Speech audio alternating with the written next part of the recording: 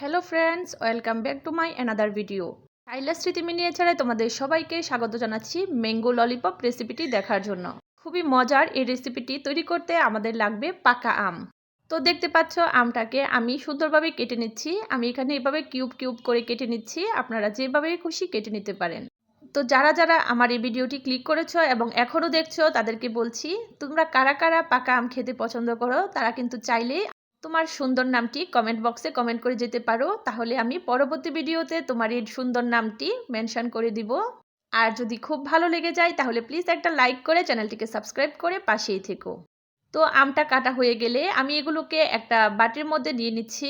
তারপর আমি একটা কাঁটা চামচ দিয়ে আমগুলোকে জাস্ট একটু ম্যাশ করে নিচ্ছি। আপনারা চাইলে এটাকে ব্লেন্ডার দিয়েও করে নিতে পারেন, তবে আমি এখানে ব্লেন্ডার ইউজ করিনি, কারণ আমার কাছে এই ললিপপটা তৈরি করতে আমগুলো একটু দানা দানা থাকলেই বেশি ভালো লাগে।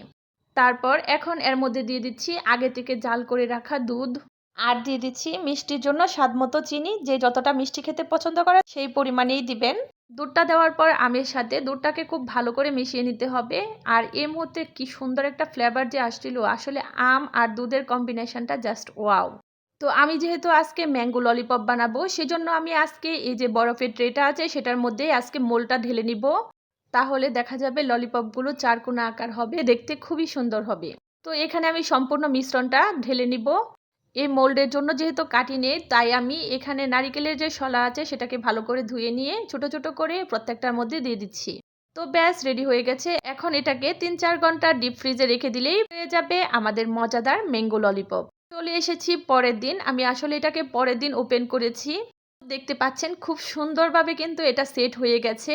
এখন এই যে এরকম একটা কাঁটা চামচ দিয়ে সাইড দিয়ে একটু নাড়িয়ে দিলে দেখতে পারবেন সম্পূর্ণভাবে খুব সুন্দর করে উঠে যাচ্ছে। আর এই ললিপপগুলো খেতে কিন্তু খুবই মজার ছিল। আমার কাছে তো পার্সোনালি ভীষণ ভালো লেগেছে। আপনারা বাড়িতে একবার ট্রাই করে দেখবেন, দেখবেন আপনাদের কাছেও ভালো লাগবে। বাচ্চাদেরকে বাহিরে থেকে আইসক্রিম কিনে না দিয়ে এভাবে কিন্তু আপনারা ললিপপ বানিয়ে দিতে পারেন। এটা কিন্তু অনেকটা হেলদিও হবে। তো কেমন হয়েছে আমার আজকের এই রেসিপিটি কমেন্ট করে জানাতে ভুলবেন না। তো আজ আর বাড়াচ্ছি না, আজকের মতো এখানেই বিদায় নিচ্ছি। দেখা হবে পরবর্তী ভিডিওতে। সেই পর্যন্ত ভালো থাকবেন, সুস্থ থাকবেন। আল্লাহ হাফেজ।